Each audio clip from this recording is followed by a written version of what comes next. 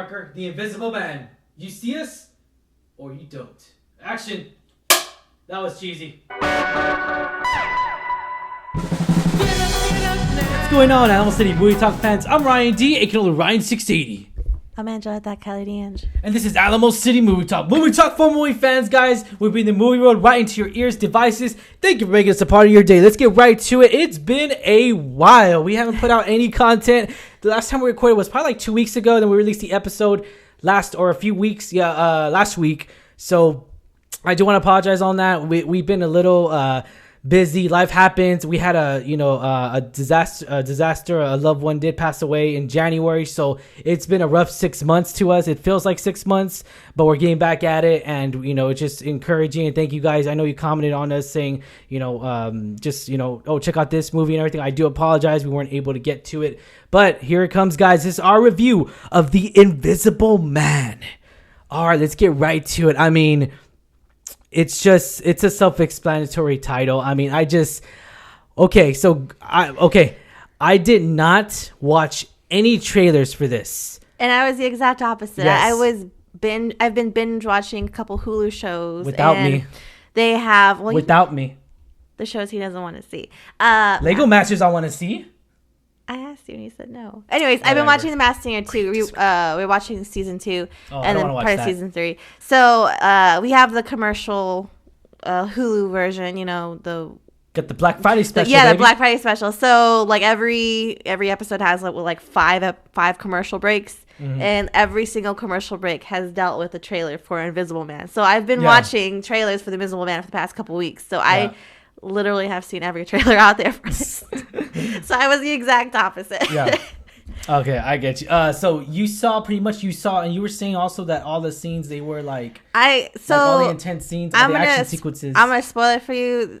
I think the trailer shows a lot of good scenes. No, it doesn't show every scene that I think is good. There are a couple surprises. Yeah. You're not spoiling it, by the way, but yeah. But like a lot of trailers that we have problems with, the good scenes are given away. And I felt that was true. So I was a little disappointed in that aspect. So I didn't do too much research into this movie because I was just like, you know what, I'm gonna go in with I'm gonna go in fresh, because we haven't seen a movie in a while.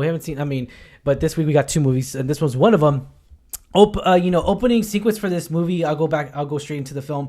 I really liked. I mean, it was kind of different. It was very different. Opening waves. It was very different opening that we that I've seen in a long time. I felt like it was one of those scenes that it doesn't have any dialogue, but you knew exactly what was going on. And it set the tone right away, and then that tone just carried out throughout the whole movie. The tone for this movie was done very well because it just left you at the edge of your seat, and also that it was just the strong story, the strong plot, the strong just aggressive details when it comes down to it, when it comes down to emotions acted, of course, and of course the actress herself from Handmaid's Tale. I mean, dude, Elizabeth Moss. Yeah, she was wow. We saw I saw half the season of season 1 of Handmaid's Tale. I didn't get into it as much as you did. Her character obviously progressed throughout the seasons. And you could see some of Handmaid's Tale in here as well, like her acting skills. Yeah, but I liked her. Like, she obviously does a different character, but I really like her acting. I think she's a phenomenal actress. She does great in Handmaid's Tale. She's done other works, which I have also gotten glowing reviews. So I was really excited to see her in this film as the main headrunner. As soon as I saw it was her, I was like, I'm sold. I gotta see it. She always delivers a great performance, and she just lives up to her reputation. She does really good work, and she made this character, and it was awesome. Like, I just loved it. Going into the cast, starting of course with her. Also, Aldous Hodge was, he's been in a lot of movies. We saw him in Hidden Figures. We see, he played the the husband for Hidden Figures, straight out of Compton. He's been in a lot of movies, and I was excited because I was just like, wow, okay, we actually get to see someone that I've seen a lot in movies. Has always been like the supporting roles, really. But I was excited because I was just like, hey, I'm okay with it. I like the way I like the supporting roles that he does and everything. And then also we got a familiar face from our show we loved, season 1 of Euphoria, HBO's Euphoria, guys. Zendaya, of course, is a star in it, but she is not the only star in the HBO series. Of course, we got to see Storm Reed, who played Zendaya's character sister. Like, yeah, that was pretty cool. I was all like, damn. I was like, all right, that's cool. It was pretty cool to see a familiar face. She did really good in this one as well. Her share part obviously was a little bit smaller, but still liked her. Still liked the characters, and then the dad. But I gotta say, that icing on the cake was Elizabeth Moss. Like, she just made. Oh yeah, she was the icing on the cake, the cherry on top, and then also the cream, the fudge topping, whipped cream, everything. It was great. Okay, so going back into the, more in depth on the film, I really love the score in this. I love the score because it wasn't getting too loud, I would say. But it's funny though, because at the end credits, it was louder in the end credits than it was in the whole movie, I would say. Right? I feel like that's probably like on purpose, because I feel like a lot of these scenes were, her by herself in a quiet setting. Yeah. And you hear something ever so slightly. So, I mean, it makes sense if they didn't have big dramatic music going on, because you wouldn't hear the small, subtle movements of this invisible man. Invisible man. All right. Okay, so going right back into the edge of your seat. Great dark scene. Okay, so here's my pet peeve when it comes to dark scenes, and this movie's pretty much in a lot of dark scenes in here. We need to see. And we didn't have a problem with this because past movies, I'm not going to say what movies, but past movies have done this where like you go into these dark scenes and the actors, the editing, the video editing, maybe they're meant for us not to see, but it kind of annoys the heck out of us, especially the audience, where we're just like, what the heck's going on? Maybe it's set that way. I don't know. But to be honest though, most of these action sequences that happen in the dark, we lose focus of it. We lose focus of the main plot or the main story and the main emotion that you're feeling at that very moment because of it, because we get distracted of like, oh, what the heck is that? What is this? What is that? We didn't have that problem with this movie whatsoever because the great dark scenes were so well lit. This movie was lit. Well, literally. I like for example, I really liked when she, I believe, is in the attic and she has the flashlight with her. Yes. So she is very well lit. Yeah. But like all of her behind her is dark. Yes, that's good. That's good video editing right there, because we want to see that. We want to feel like we're in the movie with her. We're in that action sequence. We're in that story plot. We're at the edge of our seat. We can hardly breathe. We don't know if it's going to attack or not. We don't know what's going to happen, because now in the middle of the night, me and Angela are probably going to have to be like watching each other's back now. We'll focus on the cats. For me, I like work from home, and so I work like at 7 a.m. so it's still dark inside, and so I have like my back towards the office is where my back is towards the door. So I like always look over my shoulder. Now after this, I'm just like have to double look over my shoulder. I'm gonna do something. All right.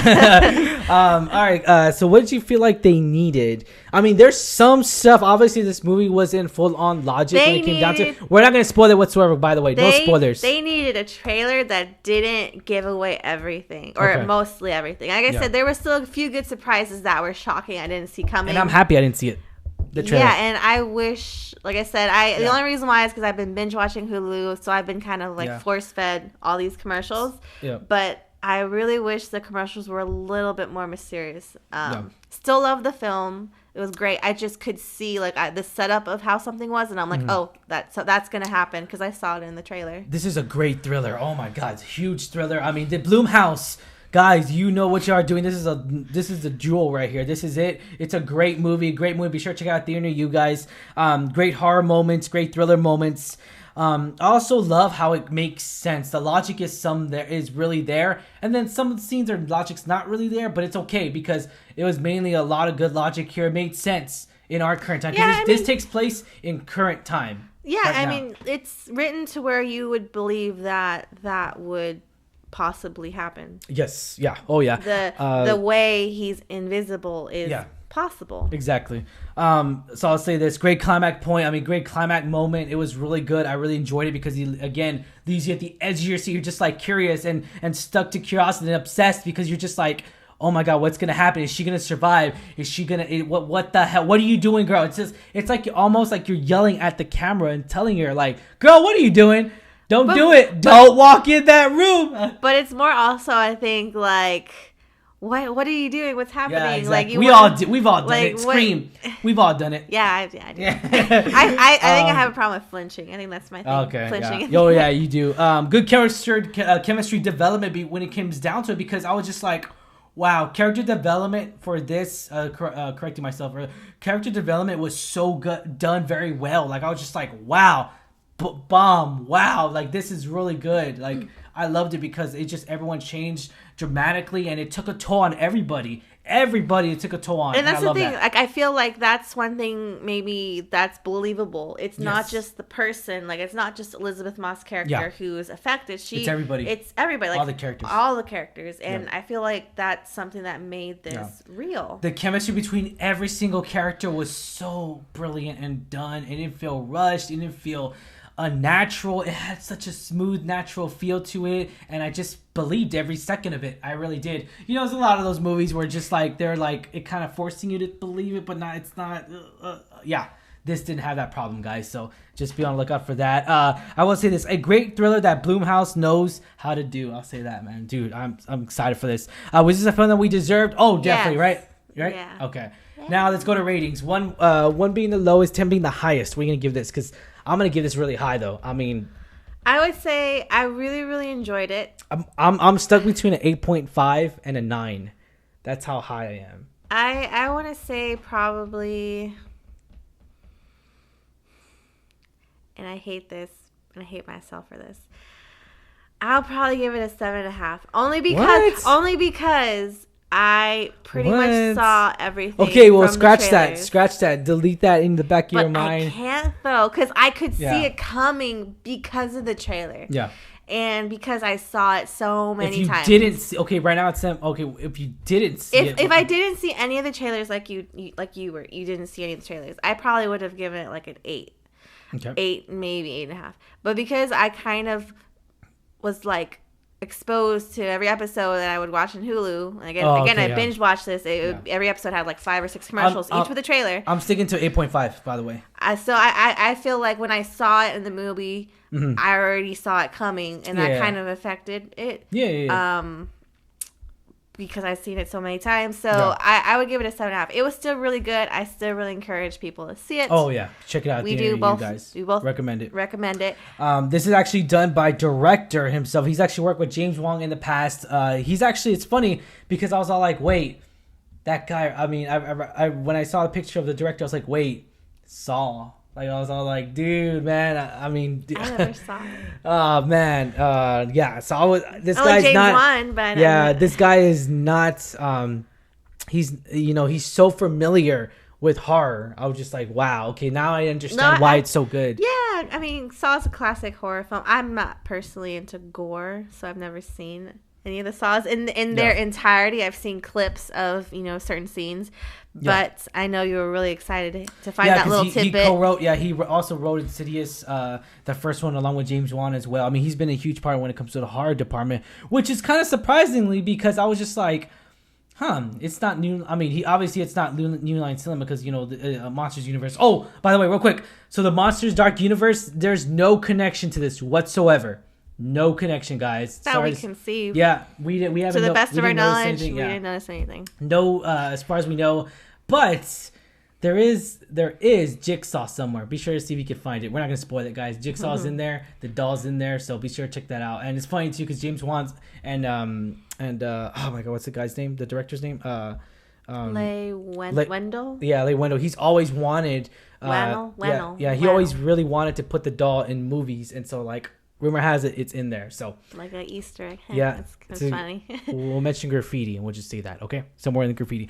All right, guys. As always, I'm your host Ryan D. aka Ryan680. Amanda, that Kelly Ange. And this is Alamo City Movie Talk. Movie Talk for movie fans, guys. Be sure to give a thumbs up if you like our movie review, guys, and be sure to hit that subscribe button. You know you want to. Also, guys. We're going to be doing more vlogs. We're going to Walt Disney World once again, 2 more times this year, and a cruise. So be sure to check us out also on Alamo City Alamo City Movie Talk, Alamo City Adventures, which is our vlog where we talk about anything we're doing in the household stuff. Maybe we'll do a vlog of just the cats walking around. We don't know. We'll find out, guys. All right. Yeah, all right. I'll do that. Check out their Instagrams. Yeah, like, share, subscribe, guys. Have a good one. Thank you for making this a part of your day. Catch you later.